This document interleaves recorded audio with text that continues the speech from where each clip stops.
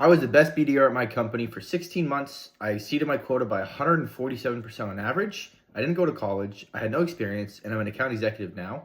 My success came down to one key that took me years of trial and error to learn, and I'm going to condense it all down into this one video. The key is the mixture of quality and quantity. So your first month on the job, you need to commit to making more dials than anyone else company-wide. And you're going to do this the whole time you're a BDR if you want to follow in my footsteps and be a top performer. The more phone calls you make, the more rejections will come from it, the more lessons you'll get from it, and you can't teach hard work. The last thing you want to do is be so focused on perfection that you make the least amount of phone calls and it's hard to ramp up to be that top performer status.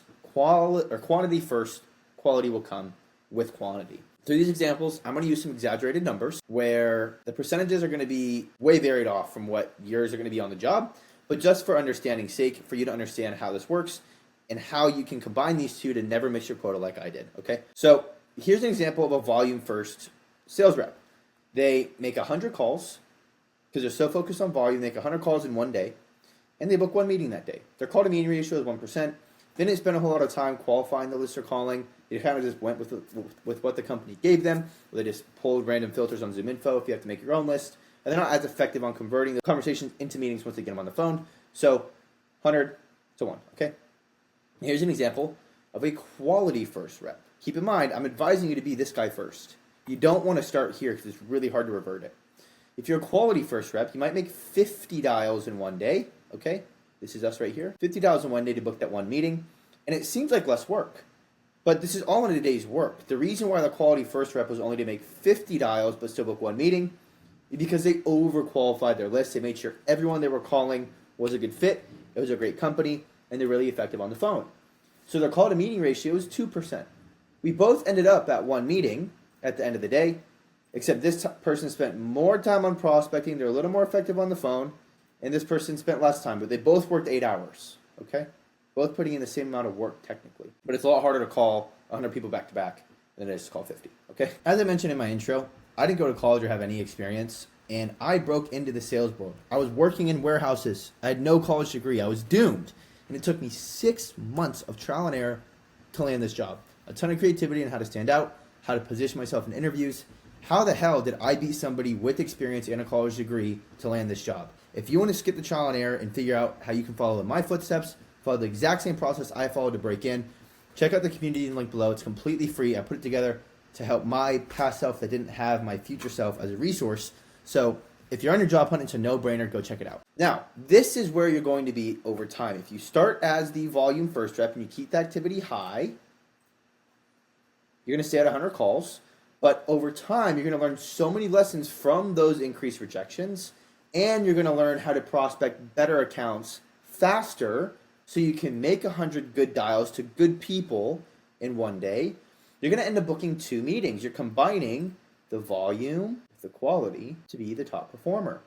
Now you're making the same amount of dials, just all in an 8-hour day, but you're converting more of them because the list is better and you're getting better on the phone because you're calling more people. Now, over time, you're going to reach a point where you keep increasing your effectiveness and how fast you are on building your list. So with every call you get a rejection from, you get feedback on a manager, or you self-reflect on what you could have done better, and you never make the same mistake twice, you're going to get to the point where you're going to be able to make more dials in the same day because you're prospecting more people every day, you're becoming more efficient every day, and more effective every day when you follow this approach.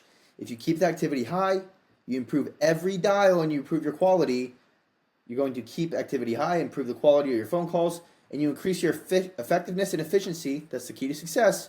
You're going to reach a higher conversion rate with a higher activity level. Now, the next question you're probably asking yourself is, how do I do that? How do I build a good list? How do I call more people in the same day that are good? I'm going to show you right now, okay? So the first step of this is understanding what ICP means, Ideal Customer Profile. Ideal Customer Profile means the customer that's most likely to actually benefit from your product and the person that's most likely to buy your product. When defining an ICP, you want to be as specific as possible so that when you're building your list, you can increase the chances of them being a good fit because your filters are so specific. Things like company size, location, company type, revenue, industry, and niche are a big one. But the biggest ones are understanding the pain points they'd be currently experiencing and any specific attributes that would point to those pain points. So I filled this out like I was selling Gong. It's a revenue intelligence platform for sales reps. Helps them sell more, I guess you can say. And so I want to understand what are some intent signals that would point to them potentially having the pain that I'm looking to solve. For example, Gong helps sales reps get through their ramp period faster, get trained from ground zero to hitting quota faster. So I'm going to look for teams that match every single one of these characteristics, and they're also hiring 5 new sales reps because I know they're a good fit, and then they probably are wanting to shrink the ramp time. That would be an example of an intent signal. Now, finding the good companies is only part of the equation, because you could find a good company, but you can't find anybody at that company to call, and you're calling the wrong person. Might as well not call the company in the first place. So the next part of defining an ICP is defining a buyer persona. There's 2 different types of people that you might want to call when trying to sell into a company. There's decision makers and champions, and there's influencers and end users. The lower we get down on this scale, the less influence they have in making the decision. Now, depending on the size of the companies you're reaching out to, champions might be your best friend, because the VP of sales or the CEO might not be accessible. And I actually said that backward. I don't know why I did this. I'm sorry. This should be up here. But your CRO might be impossible to get on a cold call, but maybe the VP of sales is a lot more accessible. So you get them into a meeting. The AE sells them on the product. They're all in. They really want this. They're going to help you pitch that product to the CRO that you could never get a hold of. Or if it's a smaller company, the CRO may be very accessible, so you can put them in your cadence. But understanding each one of these personas, what their responsibilities are, the pain point that you would solve and how you solve it, why they care about it, is super important to how you book the meeting on the phone. Now we're talking about increasing effectiveness, okay? We're increasing efficiency by seeing how do we, what does good look like and how can I find good fastest? And we're increasing effectiveness by how can we appeal to them on the phone once they pick up the phone, okay? Here's an example of specifics of a buyer persona and how Gong can help a CFO in their day-to-day and why they would care about our product. These are things that I would mention on the phone and tailor it to their day-to-day. The value prop for a CFO is going to be very different than a CEO, and understanding who you sell to is a huge point of being effective on the phone. So I won't talk through this. I'm just going to keep it up for a second. You can pause the video here if you want to read through this and see how they tie together. But now I want to talk about how you can actually identify buyer personas at the right companies at the right time effectively without spending hours collecting this data. Of course, imagine how long it would take if I just looked up companies in San Francisco and I clicked through every website and then I went on their LinkedIn to see if they had this many employees, they were also in this location, and they're also a private company, and they also had this much revenue.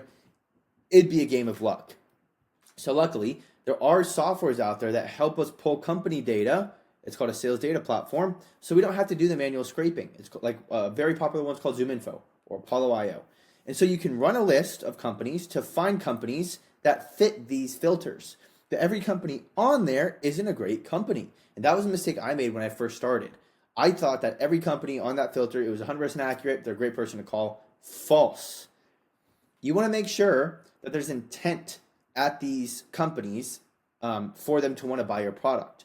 No intent, no sale, okay? So after you make the filter and you have 100 companies that fit every single one of these boxes, unfortunately you can't filter out pain points, it's too specific, but you can filter out these. Then you're going to click on their website. You can copy and paste the URL, put it into AI, and tell AI to look for the intent signals that you would look for manually. So in the AI prompt, you could tell it, here are 3 intent signals that would show this company's a good fit for my product. They're hiring new sales reps. They posted that they're short on their revenue goals, and they're expanding. I don't know. Those are just, I'm freestyling.